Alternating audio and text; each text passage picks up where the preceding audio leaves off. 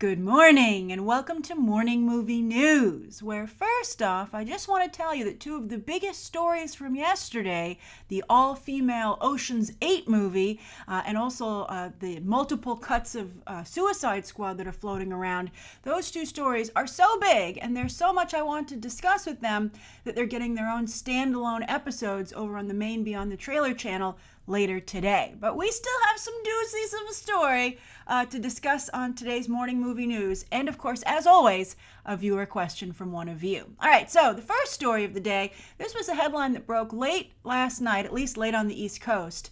And it was a doozy. I was like, wow, that's big news. But I think it didn't quite blow up the way it would have if it had been official. But it seems that at least this situation is developing, right? And it's getting pretty close to being official, which is why Variety decided to cover it. And what's the story? Well, as you can see from the headline of today's episode, it's that Brad Pitt has zeroed in on David Fincher to direct World War Z 2, and David Fincher might just take the gig. Oh boy! Now, if you might recall, I loved World War Z. This was a film that was extensively reshot. They had to do the whole last third of the film over, which I really liked. I think they did a good job fixing it up. And the thing that I like most about World War Z, which didn't appeal to everyone, although the movie did make tons of money, which we'll discuss momentarily, but what I liked about World War Z, just to explain it to you for everyone who's currently typing, how the heck could you like World War Z? What I liked about it was that it was like the Vanity Fair of blockbusters, right? Like it had this great editorial sheen to it, and it put like a real intellectual spin. The United Nations, the World Health Organization, bodies, by the way, world bodies that would be involved in a zombie apocalypse in reality. And I love the casting of Muriel Enos as Brad Pitt's wife. I thought it was really wonderfully, the whole movie just was so realistic and so modern that I just love the heck out of it. So anyway, they definitely want to make a sequel because it's the most successful film that Brad Pitt has ever made. It made $540 million worldwide. And they had, Mark Foster was the director, and he also did The Quantum of Solace for the Bond film. So, surprise, it's another situation where a director did as bad a job as one would think he did based on his previous work. But anyway, they had J.A. Bayona lined up to do World War Z 2, but he really actually wanted out of the gig once Universal started saying, hey, do you want to direct Jurassic World 2? And he was like, do I? And then he turned to his management and said, get me the heck out of World War Z 2. And it was difficult, but I think it was a combination of a change in scheduling for World War Z 2 and also who wants to, keep a director attached to a project they don't want to be attached to. So anyway, Brad Pitt, who, by the way, is a very successful producer and produces the World War Z franchise, now it's a franchise, but he produces those films as well. And I think he probably commands a lot of respect at this point around town because he's done a good job producing movies. He produced Selma, he produced 12 Years a Slave, for which he won his very first Oscar as a producer. And so he had a couple of names that he was interested in, but David Fincher, who of course he's worked with before Seven, Fight Club, and The Curious Case of Benjamin Button, has become his top choice. And Fincher, who at first the report says wasn't too keen on the idea, seems to be coming around. And I think it's just the career move that Fincher needs to get back on top. He was going to do 20,000 Leagues Under the Sea for Disney, as you might recall. Didn't work out. But the last film he directed was Gone Girl, which is actually his biggest hit, but only at 369 worldwide. That's almost 200 million below World War Z. It would be nice to get a huge blockbuster on Fincher's resume, kind of to supercharge his movie credentials, right? I mean, right now he's actually become more of a TV guy, interestingly enough. He's, of course, involved with House of Cards, and he just directed the pilot for another Netflix show, Mindhunters. But, I think Girl with the Dragon Tattoo really hurt him. Hurt his credibility. It wasn't commercially successful. It wasn't particularly critically successful. It just was a giant dud. And they kept saying they were going to make the rest of the trilogy, and of course they never have. So I think this would be I think that Fincher probably maybe was like, I don't want to be part of World War Z. And then he looked at the finances of it and the reality of his own career, and maybe people were like, would it really hurt you, Fincher, to maybe be the one who rescued World War Z and made people more excited about it, right?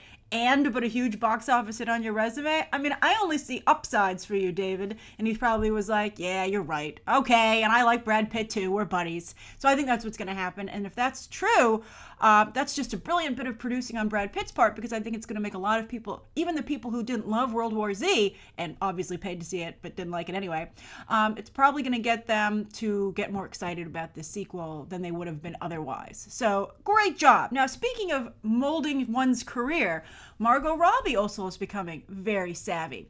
And she's, I think at this point, safe to say, a very big movie star. I think her box office numbers are still somewhat uneven, but whose aren't these days, as many of you like to point out. But I think she's definitely, at the very least, she's the new Angelina Jolie. She sells a lot of tabloids, and I think she gets a lot of clicks. So that's also tricky, though, because Angelina Jolie, her personal persona eventually overtook her acting persona. Although, to be fair, Harley Quinn is such a larger-than-life character, I think very Marilyn Monroe-like, actually, because there's just so much makeup involved that anyone also could be Harley Quinn, which is kind of cool. And that's, I think, one of the things that is so appealing about the character. And agree with Marilyn Monroe. When someone's so stylized, a lot of women say, you know, I'm not competing with that. I could be that, because a lot of it is the makeup and the hair and the costuming. And so I could get tips from that and follow that, and, you know, as actually a guide, you know, on how to be hot. And so I think there are a lot of similarities there, and it's very, very smart. But anyway, now that she's a movie star, so to speak, as much as anyone can be these days, she's very savvily working on getting up her critical credentials, because right now, let's also be honest, they're pretty poor, right? I mean, her movies have been very poorly rated on Rotten Tomatoes, and even people who see the movies, I don't think anyone's saying, boy, that Margot Robbie sure can't act, right? I mean, she's really just known for being very beautiful, and I think a lot of fun. So anyway, she's trying to fix that, you know. And to be fair, a lot of her predecessors, let's say like Michelle Pfeiffer, Kim Basinger did manage to get an Oscar, but not everyone can pull like a Charlize Theron or a Nicole Kidman and become like these critically acclaimed actresses. Although Nicole Kidman really is suffering a lot these days in terms of her career. But I hope she saved her money. But anyway, Margot Robbie, that's who we're talking about. She just signed on yesterday for a new project, and we're going to talk about some of the other projects she's working on too, to up her acting credentials.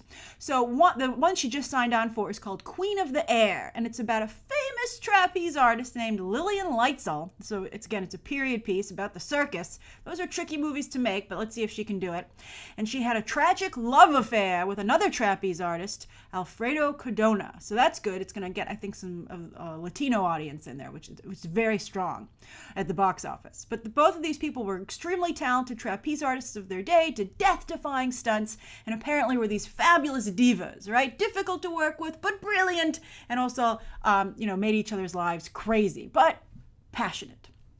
And then apparently both died tragic deaths. So that sounds pretty good. Andrew Lazar is producing, who did American Sniper, so he's got a pretty good pedigree. So that sounds pretty good. Interestingly, though, Lillian Lightsall was under 5 feet tall, so I'll be curious to see how they're able to portray that.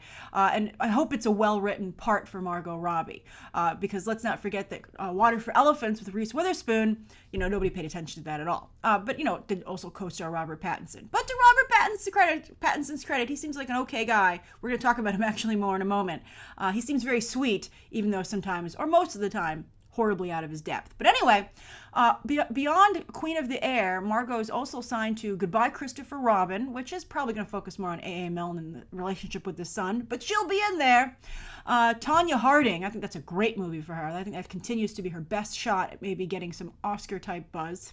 And then also a film that's kind of commercial, but kind of something that tests one's acting abilities, and that's Bad Monkeys. And it's about a woman arrested for murder, although it takes place in a psych ward, and so did 12 Monkeys, and I don't know if I'd want to compete with that. But anyway, a woman is arrested for murder, and she claims that she's the member of a secret organization who fights evil. So she ends up, of course, in the psych ward, and a psychiatrist has to determine if she's crazy, lying, so she gets a lesser sentence, or is telling the truth. So that seems very commercial, but also I think at the same time, I think it depends on the director and the approach that they take. If it's a big shoot 'em up and it's very stylistic, but if it could be more commercial, but if it's a little muted, I think it would just be commercial enough to maybe get a wider audience in there. But I don't see why she would sign for a project like that if it didn't include some really good acting sequences during those interrogations. All right, so anyway, That's the second story of the day. Now, the third story of the day is the New York Film Festival announced its slate. And this was a few days ago, and I didn't cover it yet because it's such a crap slate, right? Like, so the New York Film Festival, either it's a weak awards season, and we have discussed that, The Birth of a Nation is just steamrolling every other movie. There might be some last minute, contenders emerge, strong contenders emerge, but right now it's looking like the year of A Birth of a Nation. So either it's a weak award season or the New York Film Festival has just totally lost out to the Toronto International Film Festival at this point. Toronto is a hugely important stop for awards films on their, campaign for Oscar. So it looks like they just totally killed New York Film Festival this year. But these are the movies that are going to be playing there.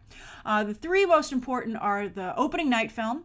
These are the slots that are like the prestige slots at the New York Film Festival. Like if your film's going to play at the New York Film Festival, you want one of these spots. So opening night, I think, is a little bit wasted. It's an Ava DuVernay movie, but it's a documentary that's going to air on Netflix. So I think that's very weak for opening night, but we'll see.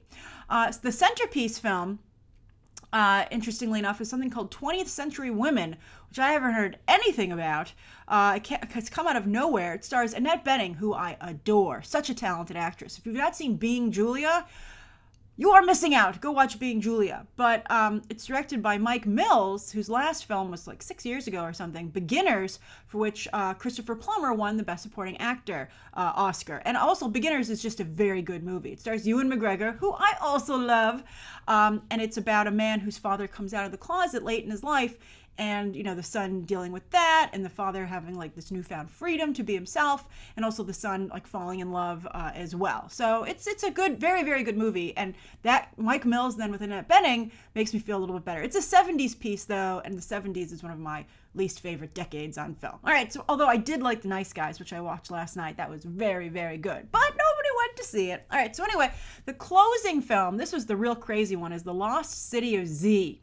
Benedict Cumberbatch at one point was attached to this. It's produced by Brad Pitt, and Brad Pitt has a very good relationship with the New York Film Festival. 12 Years a Slave, for instance, was a big movie the year that it did its Oscar campaign. So maybe he was like, "Come on, you got to showcase The Lost City of Z for me. The movie really needs a lot of help." So anyway, it's directed by James Gray, who's his name is, you get some name recognition there, but no one's like, ooh, a James Gray movie, wow. And then it stars Charlie Hunnam and Robert Pattinson. Oh boy, that's bad. That is a horrible cast. So we'll see if it's any good. Maybe it'll be one of those movies like where it's like, it's so bad, you have to see it. But Brad Pitt, again, as I said, is a very good producer, and I can't imagine producing something so bad. All right, so the viewer question comes from Mika Ross, and Mika put a ton of emojis, and then he had a very good question about the DCEU. So he says, I hope you're doing well. I have a question about Wonder Woman, even though it might be too early to truly say. How well do you think her movie will do at the box office? Because we all loved her trailer. It was amazing, but then so was Suicide Squad's. Although Suicide Squad is doing very well financially. It's breaking records every day of the week. I mean, we still have to see how its second weekend is, but right now I think the curiosity factor is strong. And also probably the repeat factor. So anyway, Mika says, do you believe her movie can turn around the DCEU, storytelling-wise, based on fan and critic reaction, or based on the box office numbers of Suicide Squad and BVS, that Wonder Woman can do the same? So I guess the overall question, Mika says, is do you think it can help turn the reputation of the DCEU around critically? And do you think it could perform at the level of Suicide Squad and BVS? He says, thank you so much if you get the opportunity to answer this question. I love your show and God bless. Oh, that's so sweet of you, Mika. All right, so my one concern about Wonder Woman is I don't like the writers on it. It's Alan Heinberg and Jeff Johns, who I don't like their Wonder Woman work that they've done in the past in the comics.